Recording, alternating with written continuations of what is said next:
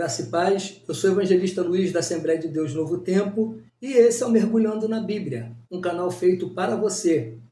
Então deixe o seu like, compartilhe, se inscreva e acione o sininho, porque assim todas as vezes que eu lançar um vídeo, você será automaticamente notificado. Hoje nós vamos estar estudando a revista do segundo trimestre de 2024. É essa aqui que nós vamos estudar nesse segundo trimestre. A carreira que nos está proposta. O caminho da salvação, santidade e perseverança para chegar ao céu, ao qual o seu comentarista é o pastor Osiel Gomes. Então nós vamos para a lição de número 1. O início da caminhada. A leitura bíblica em classe, ela se encontra no Evangelho de João, no capítulo 3, do versículo 1 ao 8. Então veja, quando nós nascemos para ser cidadão dessa terra. Mas quando aceitamos a Cristo como nosso Senhor e Salvador, nos tornamos cidadãos do céu. E antes de Cristo ser o nosso Salvador, ele precisa ser o nosso Senhor. E por que eu estou assim colocando dessa forma? Porque se eu o tenho como Senhor, eu me coloco na posição de servo. E o servo não faz coisa alguma a não ser obedecer o seu Senhor. Muitas pessoas querem Jesus somente como Salvador. Mas entenda uma coisa, Jesus ele só é Salvador de quem primeiro ele for Senhor. Tópico de número 1, a caminhada com Cristo. Subtópico 1, compreendendo os dois caminhos. Então veja que nós temos dupla natureza. A natureza humana, que é essa que nós recebemos quando nascemos. Nós somos seres tricotômicos também, porque nós nascemos e somos ali seres tricotômicos. E o que é ser tricotômico? É ser feito de corpo, alma e espírito. O corpo é a matéria, é isso aqui, é a nossa matéria. A alma, ela é o centro das emoções. E o espírito é o centro das adorações a Deus. Então, é o Espírito que nos leva a adorarmos ao nosso Deus. E temos agora também a vida com Cristo. E o que é essa vida com Cristo? É quando aceitamos a Jesus como nosso Salvador. Não quer dizer, irmãos, quando nós aceitamos Cristo como nosso Salvador, não quer dizer que nós não teremos mais problemas. Aceitar Jesus como Salvador não quer dizer que todos os nossos problemas irão acabar. Pelo contrário, olha o que Jesus disse. Eu disse essas coisas para que em mim vós tenham paz. Neste mundo vocês terão aflições. Contudo, tenham ânimo. Eu venci o mundo. Está em João capítulo 16, versículo 33. Por quê? Porque muitas pessoas acham que quando aceita Cristo, a vida vira um mar de rosa, vira uma maravilha, que não vai ter mais problemas, não vai ficar mais doente, e não é nada disso. Pelo contrário, quando nós aceitamos a Cristo, os problemas vêm. Por que os problemas vêm? Porque, como a palavra de Deus fala, que esse mundo ele jaz no maligno. E quando você aceita Jesus, você se torna inimigo desse mundo. Então é natural que esse mundo venha te perseguir. E esse mundo que eu estou falando é o mundo espiritual. Nós teremos, tá? Depois que aceitarmos a Cristo, nós teremos os problemas que qualquer pessoa tem.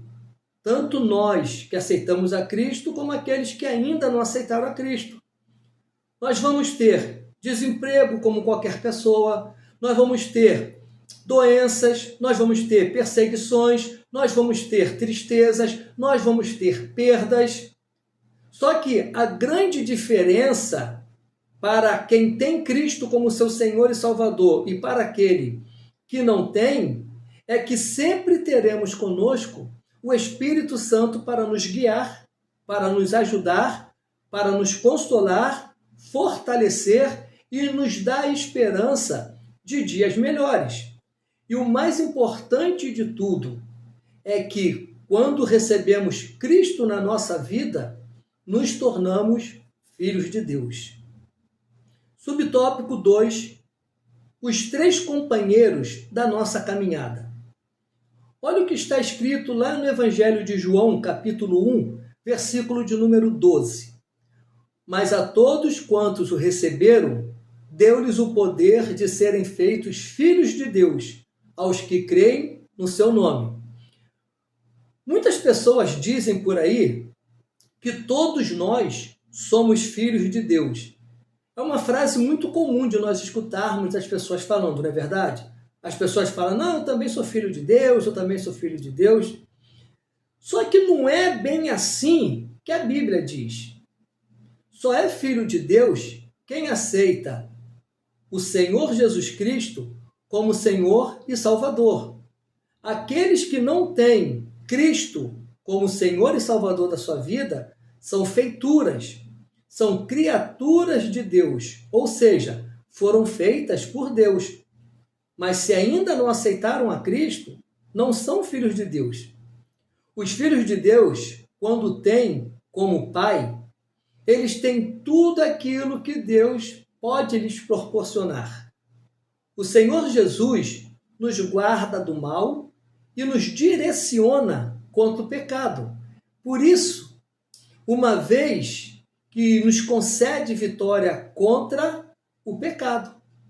E nada melhor do que termos alguém para nos auxiliar, como não sabemos fazer algo. E esse é um dos papéis do Espírito Santo, no sentido espiritual. É o Espírito Santo, depois que nós aceitamos a Cristo como Senhor e Salvador, é o Espírito Santo que vem sobre a nossa vida e ele nos auxilia, ele nos guia, ele nos dá direção, ele nos ajuda a tomarmos decisões que muitas das vezes nós não sabemos o que fazer. Então, quando nós estamos perdidos, não sabemos que decisão tomar, que caminho tomar, é o Espírito Santo que vem, nos auxilia, nos orienta e também nos guia em todas as nossas dúvidas.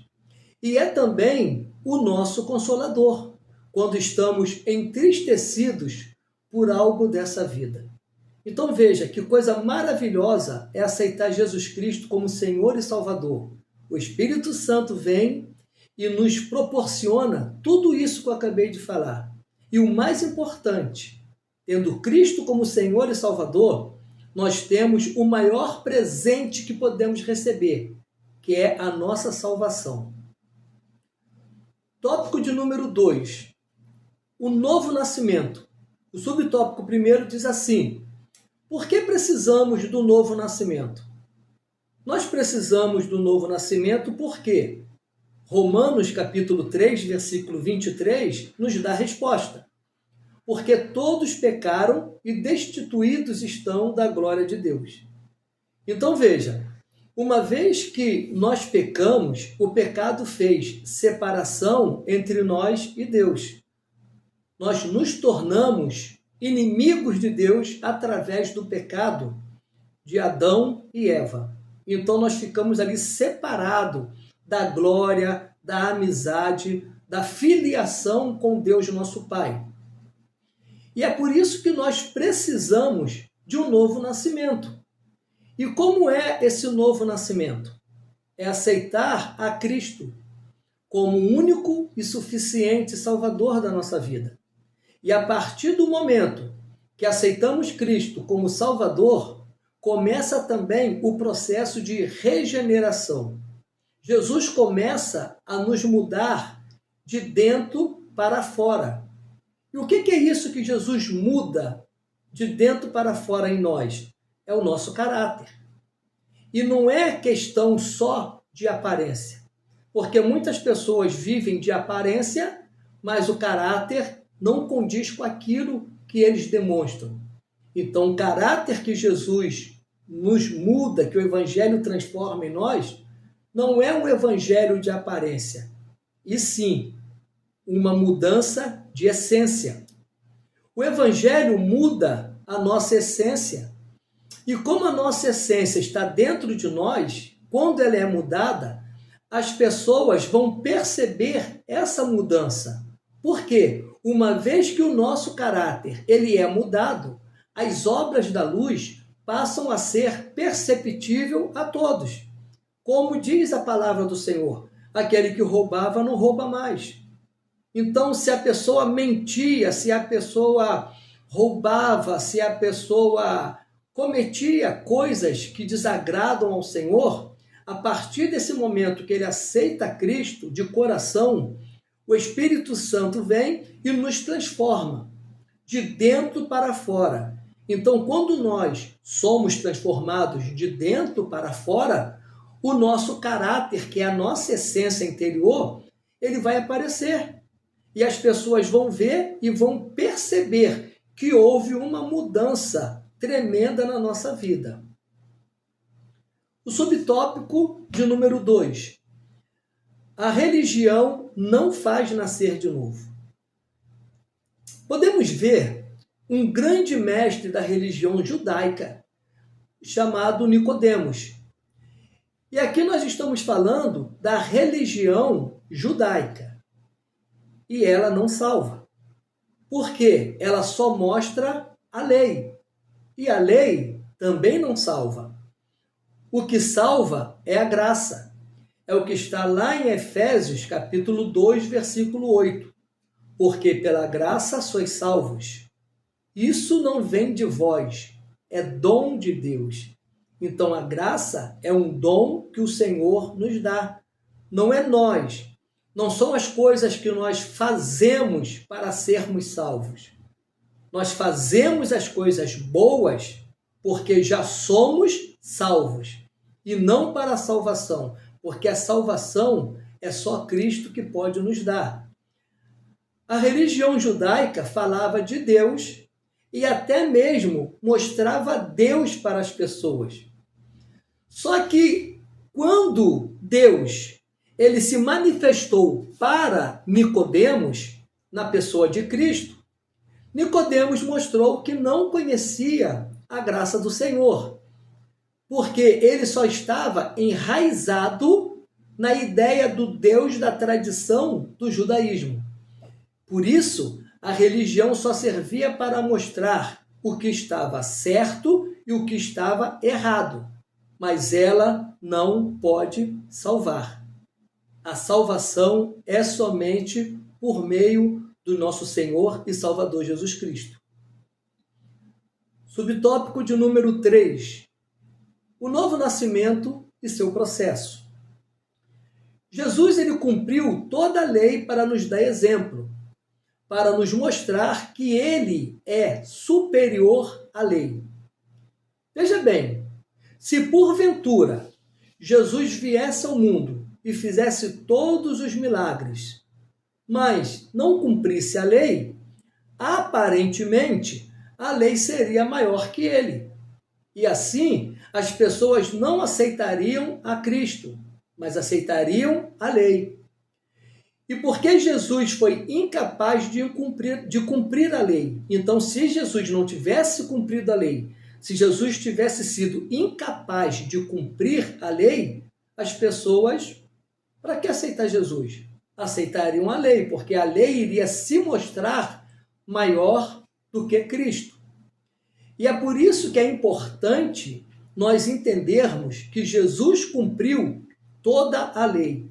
Só Jesus foi o único capaz de cumprir toda a lei e assim mostrar que ele é superior e muito maior do que a lei. E alguém até pode perguntar, se Jesus cumpriu toda a lei, por que ele não se casou? A resposta é simples, porque casamento não é lei, casamento é uma opção. Ninguém é obrigado a casar. A pessoa vai optar em casar ou ficar solteiro, tá? Então, casamento não é lei, é uma opção. Tópico de número 3. O Novo Testamento e a caminhada de fé do cristão. Subtópico 1. O Novo Testamento. Muitas vezes, a pessoa que faz uma caminhada cristã, sem ler a palavra, ela acha que está conseguindo fazer essa caminhada. Eu digo para você, isso é impossível. É impossível uma pessoa fazer uma caminhada cristã sem ler a palavra de Deus. E é claro, abrindo aqui uma exceção, né? Abrindo aqui um parênteses, é claro que existem pessoas que por algum motivo não tiveram a oportunidade de frequentar uma escola e assim não aprenderam a ler e a escrever. Mas se essa mesma pessoa for uma frequentadora assídua de uma escola bíblica dominical, de cultos de ensino, é claro que essa pessoa não vai conseguir ler a palavra, porque ela não sabe ler nem escrever. Mas se ela está na escola bíblica dominical, se ela frequenta os cultos de ensino, ela vai sim estar ouvindo e era como se ela estivesse lendo, porque ela vai estar ouvindo e vai estar guardando em seu coração aquilo que está entrando em seus ouvidos. E é o que diz lá em Apocalipse, capítulo 1, versículo 3. Bem-aventurados aqueles que leem e aqueles que ouvem as palavras da profecia e guardam as coisas nela escritas, pois o tempo está próximo. Então veja, a palavra de Deus é a nossa única regra de fé e prática. E como nós iremos seguir a regra se não lermos a regra, que é a palavra de Deus? E como iremos ter fé na palavra se não lermos a palavra? O que a Bíblia diz? A fé vem pelo ouvir, e ouvir pela palavra de Deus. Então, se eu não leio a palavra, como que eu vou ter fé? E se eu não tenho fé, como que eu vou persistir na caminhada cristã? E mais, a palavra de Deus, ela contém regra, fé e prática. Se eu não leio a palavra de Deus, como que eu vou praticar se eu não sei o que é? Então é por isso que eu digo, é impossível a pessoa que não lê a palavra, a pessoa que não frequenta uma escola bíblica dominical, uma pessoa que não frequenta um culto de ensino, falar que está fazendo uma caminhada cristã. Subtópico de número 2. O tema principal do Novo Testamento. Jesus, irmãos, ele está presente na Bíblia desde Gênesis ao Apocalipse. Mas é no Novo Testamento que ele se apresenta como tema central, através do seu nascimento, milagres, morte e ressurreição. Todas as profecias do Antigo Testamento apontavam para a pessoa de Cristo. E por mais esse motivo, que Cristo é o tema principal do Novo Testamento. Então, o Antigo Testamento era sombra daquilo que viria a acontecer no Novo Testamento. Então, muitas coisas no Antigo Testamento apontavam para Cristo no Novo Testamento. E por esse motivo, Cristo ele é o tema principal do Novo Testamento. Subtópico de número 3. A importância do Novo Testamento na caminhada do cristão. Para nós cristãos, o Novo Testamento traz diversas importâncias. E vamos aqui destacar algumas. O Novo Testamento traz para nós a revelação da pessoa de Jesus. O Novo Testamento apresenta Jesus como Salvador da humanidade. E tem outro. O Novo Testamento fundamenta também a nossa fé cristã, para permanecermos firmes em Jesus, depois desse novo nascimento. E tem outro. O Novo Testamento vai nos guiar na vida cristã, nessa caminhada com Cristo. Número 4. O Novo Testamento demonstra a promessa cumprida do Antigo Testamento na pessoa de Cristo. E essa promessa nos leva a uma nova vida, uma nova criatura em Cristo Jesus. E o quinto, o Novo Testamento é inspirado pelo Espírito Santo, é relevante. O Novo Testamento aponta para a salvação em Cristo Jesus. Amém? Espero que essa aula tenha edificado a sua fé, que você tenha aprendido com ela. E eu te espero na lição de número 2, querendo Deus.